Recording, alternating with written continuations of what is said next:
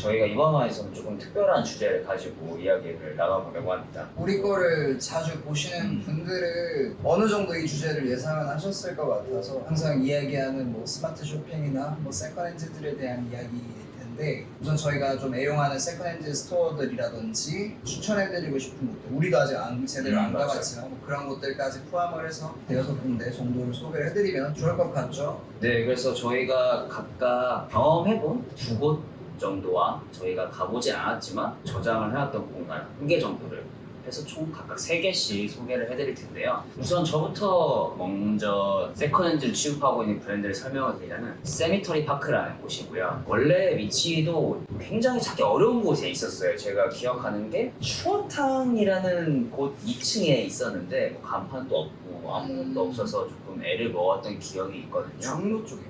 네, 항상 다 중부에 있더라고요. 뭔가 그런 브랜드들을 안 다루는 샵이 있을 법한 굉장히 그런 건물을 일부러 골라서 가시는 것 같은 정도의 어떤 바이브였어가지고 좀 기억에 남는데요. 최근에 이사를 해서 거기도 한번 갔다 왔는데 거기도 중부에 있는 노멀한 빌딩 꼭대기 5층 정도의 그런 것이 있죠.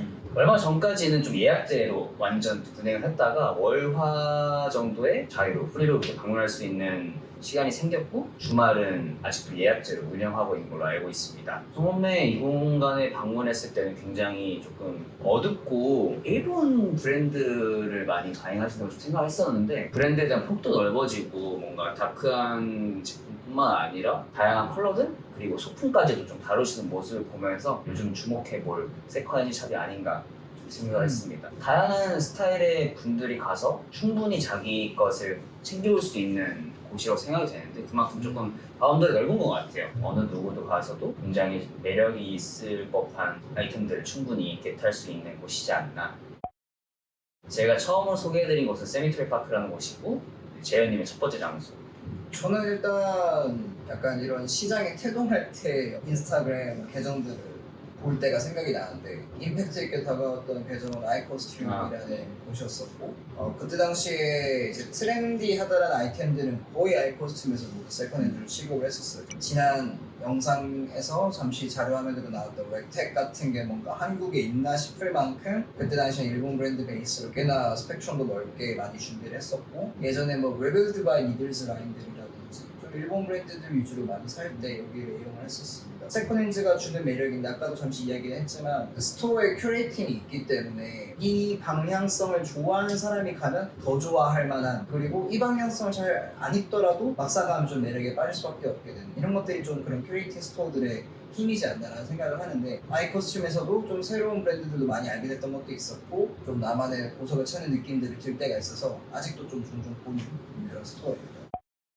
저도 아이코스튬을 계속 팔로우하고 있고 요즘은 조금 더 뭔가 결제 시스템이나 관리가 편하시게 분계장터로 이동하신 모습을 볼 수 있었는데 저는 두 번째로는 요즘 사실 모자를 굉장히 애용하는 편이에요. 원래는 정말 없다가 지금 10개가 넘어가는 정도의 모자를 가지고 있는데 빈티지 모자가 또 이렇게 매력이 있더라고요. 요즘 브로켓들 정말 모든 브랜드에서 잘 나오지만 빈티지만의 어떤 정말 사소한 깊이, 어떤 챙의 길이, 연식이 바랜 느낌의 어떤 그 색감 이런 것들을 뭔가 종합적으로 밀어봤을 때 굉장히 매력이 느껴졌고 실제로 구매도 하고 많이 팔로우하고 있는 계정은 키오스크 서울이라는 곳이고요. 플리마켓도 같이 했었는데 많은 소비자분들이 찾아주셔서 빈티지 모자에 대한 관심도가 더 높아지지 않았나 좀 생각을 하고 있습니다. 아무래도 모자다 보니까 네, 쉽기도 하고 귀여운 것들도 많아요. 뭐 디즈니부터 시작해서 의류 브랜드가 아닌 곳에서도 모자를 만들어서 팔았던 어떤 히스토리가 있는 것들은 다 빈티지 모자로 가끔 나오기 때문에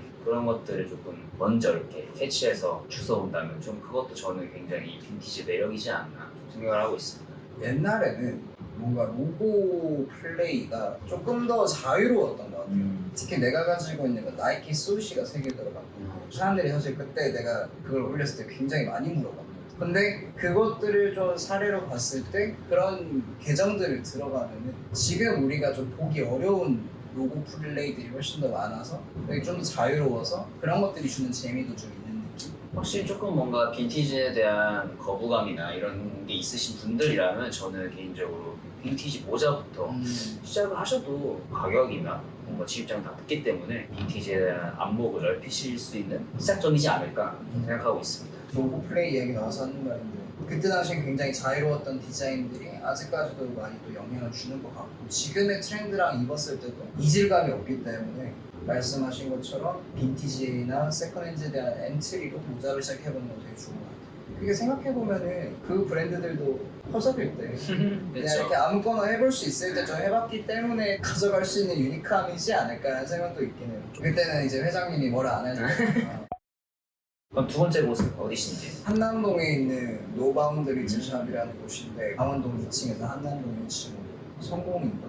어쨌든 저희가 자주 소개해드렸던 극익파크의 스토어가 원래 있던 자리인데 그렇죠. 진짜 우연하게 노바운드리즈 샵이 거기로 들어오게 되면서 그때 그 공간이라서 되게 놀랬었던 기억이 있는데 노바운드리즈 샵 또한 약간 뭔가 뿌리는 조금 일본 쪽에 있다라고 볼 수 있고 그 외에도 굉장히 뭐 마르지엘라라든지 프라다라든지 예전 아카이빙들이 굉장히 잘 돼 있고 그런 거에 대해서 리사이트가 뛰어난 디렉터님이 함께하고 계셔서 사실 가서 이제 옷을 보는 재미가 좀 더해지는 공간인 것 같아요. 저도 그냥 가면 대표님 설명을 듣기도 하고 그런 안목들에 대해서 또 보기도 하고 또 재밌는 게 제가 알기로는 외국 생활을 좀 하셨어서 그런 브랜드 스태프복들도 있어요. 아하. 옴데가르소는 스태프복이라든지 나는 남들과 다른 거를 사고 싶다라는 분에게 조금 더 적합한 초이스가 될 수도 있다는 생각이 듭니다. 저도 한 번 짧은 시간 방문을 해봤던 기억이 있는데 굉장히 좀 하이엔드에 대한 아카이브가 잘 돼 있는 것이 좀 놀랍고 빈티지에 조금 뭔가 프리미엄화를 경험하고 싶으시다면 노바운더리 샵이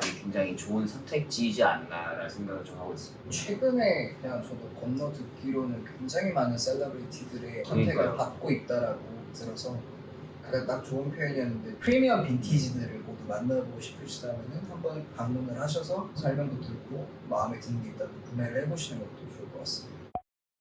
그러면 이제 저희가 좀 경험하고 혹은 구매해봤던 브랜드 각각 두 개씩 소개해드렸고요. 저희 또한 한번 가보고 싶은 브랜드를 조금 얘기해보는 시간을 가질 텐데요. 저 같은 경우는 여성에 추천되어 있는 빈티지 브랜드이긴 한데 셀비지 프로젝트라는 브랜드예요. 제가 이 브랜드를 팔로우하고 컨텐츠를 계속 보는 이유는 빈티지 브랜드의 가장 큰 매력 포인트가 당연히 셀렉임에도 불구하고 그걸 컨텐츠화 시켜서 인스타그램에 표현하는 방식이 굉장히 좀 신선했고 재밌었고 시선이 멈추게 만드는 컨텐츠 기획하시는 분의 역할이 굉장히 더 뛰어나지 않았나. 그래서 그 공간 또한 굉장히 가보고 싶은 마음에 있는 곳입니다. 위치는 서울길에 있는 걸로 알고 있고요. 경리단길 해방촌 그쪽 바운더리에 있는 샵이고 공간 또한 굉장히 조금 하얀색 타일에다가 굉장히 또 흰색 화이트 인테리어로 제가 컨텐츠를 확인했었어서 그런 빈티지 쪽에 관심이 있는 여성분들 혹은 커플끼리 가기 좋은 데이트 장소가 되지 않을까 싶습니다. 저희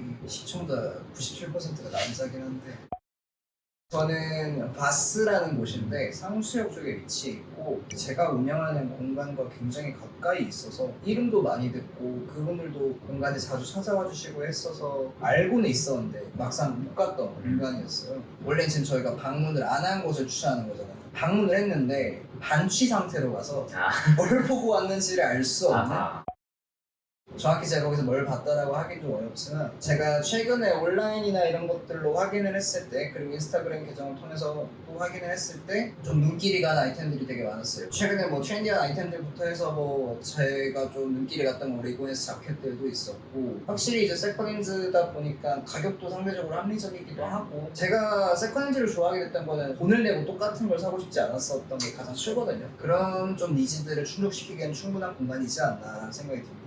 전 마지막으로 바스라는 곳까지 추천을 드리도록 하겠습니다. 저희가 이렇게 빈티지를 다루는 6개의 브랜드를 좀 소개를 해드렸는데요. 저희가 당연히 가본 곳도 있고 가보지 않은 곳도 있었기에 여러분들도 다 경험을 한 번씩 해보시면 좋을 것 같습니다. 그리고 그 외에도 이제 좀 스마트 쇼핑에 또 최적화된 어떤 수단들은 뭐 직구도 있을 수 있고 그렇죠. 시즌 오프 세일들 좀 빠르게 발빠르게 움직여보는 것도 있을 수 있고 여러 가지가 있으니까요. 빈티지에 대해서 오늘은 저희가 정리를 해드렸고 다음에 또 기회가 된다면은 대략적인 시즌 오프 세일이나 그때 주목해 해볼 만한 스토어들이라든지 이런 것들도 좀 준비를 해드릴 수 있을 것 같고, 직구는 뭐 여기가 장직구시라서 직구 하나는 또 엄청나게 또 잘 하기 때문에 직구로 결제한 금액만 합쳐도 차 한 대는 사지 않을까 싶긴 한데. 스마트 쇼핑을 하는 것들에 대해서 일단 저희는 그런 방향성을 좀 지향하는 스타일들이라 이 영상에 도움이 된다면 좋겠고, 여기는 정일이 집이었고요. 재밌는 영상으로 찾아오겠습니다. 감사합니다. 안녕.